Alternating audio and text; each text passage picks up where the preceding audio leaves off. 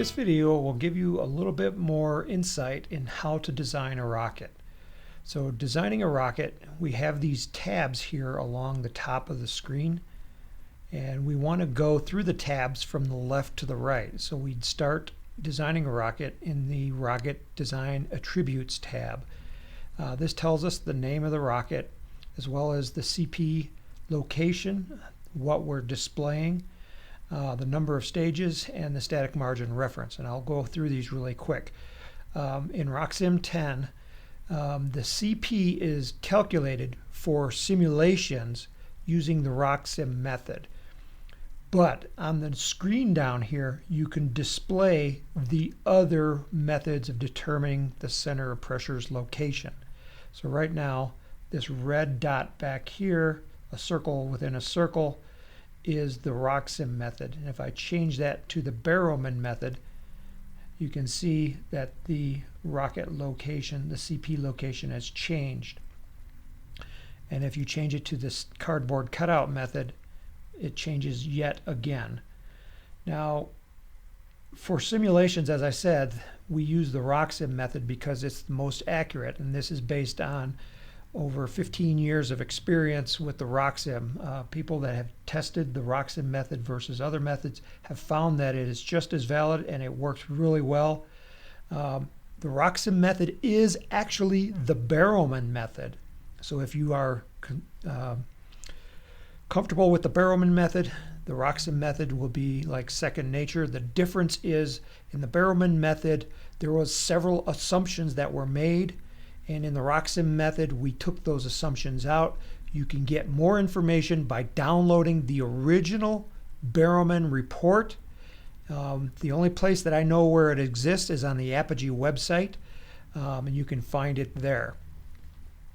If you want to change this to use the Barrowman method or another method, you can go to the Edit menu, to the Preferences, and let's see, where is it under? Right here, it's under the Miscellaneous tab, and it's called Simulation Method, and it says Use Rocksim Stability Equations in Simulation, and you can also change that to the Barrowman Stability Equations if you want. The cardboard cutout method is really ancient, and so we have disabled that, so you can't run a simulation using the cardboard cutout method. The number of stages is, how many stages on your rocket. If you change that to 3 stages, where you'll see the difference here is in the Rocket Design Components tab. You'll now see that there's a booster 1 and a booster 2 down here. This tells us that components can be added to these as well as to the sustainer. This is the parts tree, by the way, and it shows how parts are arranged inside the rocket. There's little pluses and minuses. Right now they're all minuses. If you click on them, you can expand them to see what's inside, and to get more room on your screen, you can collapse them. So the topmost stage in the rocket is called the sustainer.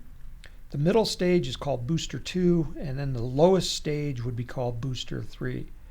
If you don't need 3 stages, just turn it back to a single stage rocket. If you had parts assigned to these lower stages, when you change it here, you'll get a warning message saying, do you really want to delete these components? That will be your last chance to say no. The static margin reference, that's this down here, this static margin. So this number 4.02 is computed using some diameters, and the diameter that we're using in this case right now is the nose cone base diameter. So whatever the diameter of the nose cone is, that will be the reference diameter. So the static margin is the distance this and this are apart. So our center of gravity, which is this symbol right here, and the center of pressure. So you take that distance they are apart, and then you divide it by that reference diameter, which is the diameter of this right now. And that gives you a dimensionless number, and it's just a number. In this case, it's 4.02. So if you think of these two being apart, 4.02 diameters apart, and that's what this static margin reference is relating to. You can also change it to the maximum frontal diameter. Say you had a big nose cone and then it transitions down to a skinny body back here. I would always recommend that you choose maximum frontal diameter. That's going to give you the smallest number. You can also use a reference diameter. So you can choose any diameter you want, but when you choose a reference diameter, you have to type it in right here.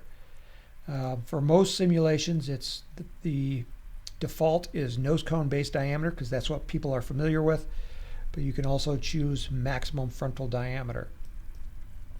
Our next tab that over here is the specific 2D display properties.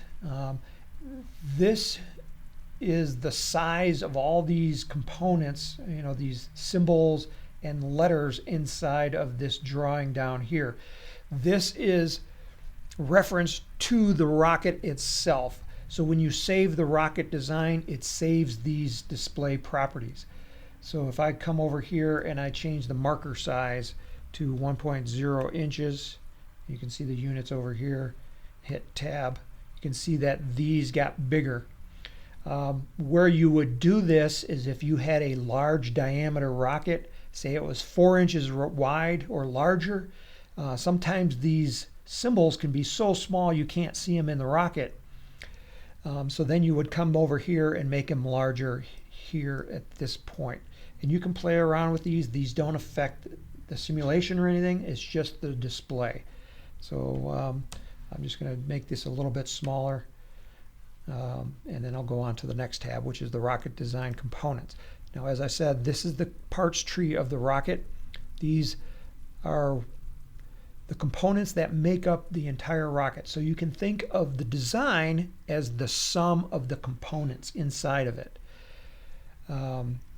So here we have the nose cone, and inside of the nose cone is a M. An M stands for mass object. A mass object is anything inside the rocket that doesn't have a easily defined shape. An easily defined shape would be like a cylinder or a cone or something flat. But a lump of clay, you can mush it into any shape you want. Because of that, we call it just a mass object. Any component inside the rocket can be technically a mass object. So if you wanted to go really quick to design a rocket, you can use outside components, shapes, and then inside the rocket you can use mass objects, and you get a simulation that is just as accurate as if you put all components inside the rocket. But in general, I would recommend putting the components inside the rocket because it allows you to easily see things where they are located in the rocket.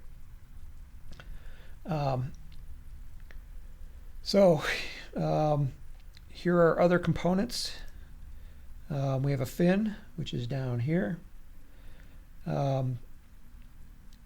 We have a tube inside of a tube. You can see that the icon is a little bit different. It's a tube inside of a tube. We call it an inside tube. If there's a little button over here called inside tube, that's if you're putting a tube inside of a tube.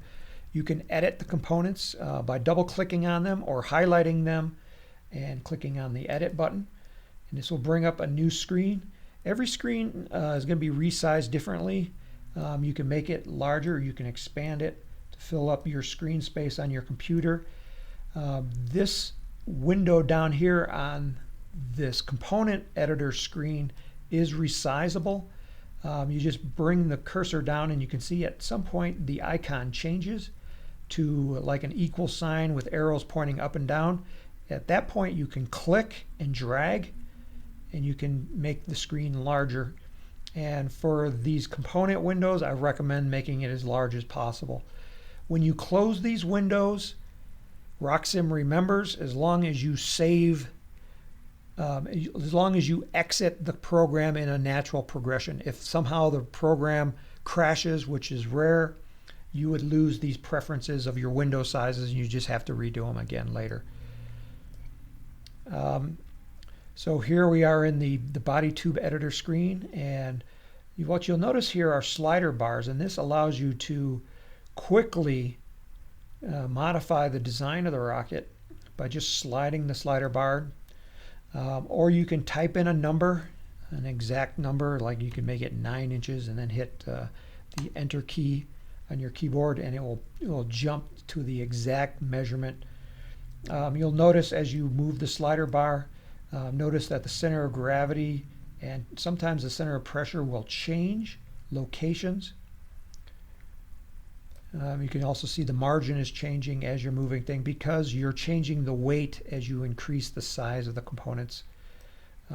That's what's going on there.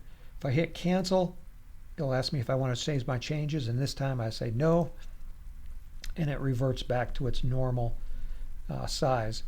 You can also do the same thing on the fin set. You can either double click, highlight, or hit enter, edit, I'm sorry. Again, the screen size is going to be smaller, just expand it to your preference.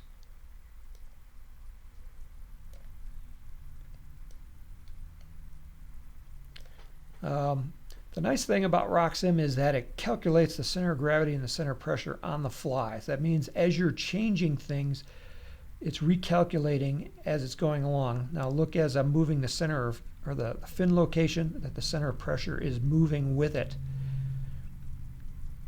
And this is a really cool feature to be able to do this. Rocksim was the first program that had this feature, and everybody else is now copying it because it works so well. Notice that in the previous screen I was changing the length of the body tube, but the fins were staying in the same spot. If you want them to move together, what you have to do is change the location where these parts are referenced to.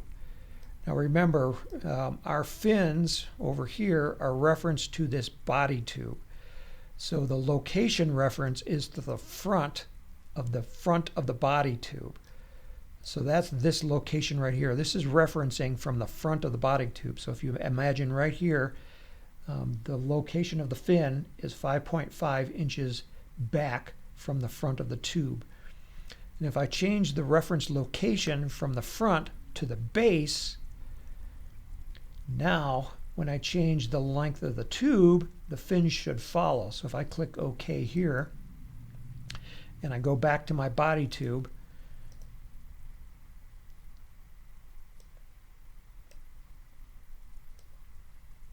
and I change the length, you can see now the fins are following or moving with the length of the body tube, but the components inside are not. And that's because they are still referenced from the front of the owning part. So I would need to go back and change that reference location as well.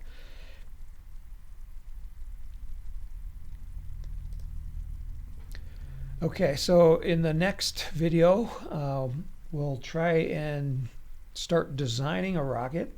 I just wanted to give you a little bit of a flavor of what's going on with the components and how they are arranged inside the rocket, and then how some components are referenced to other components.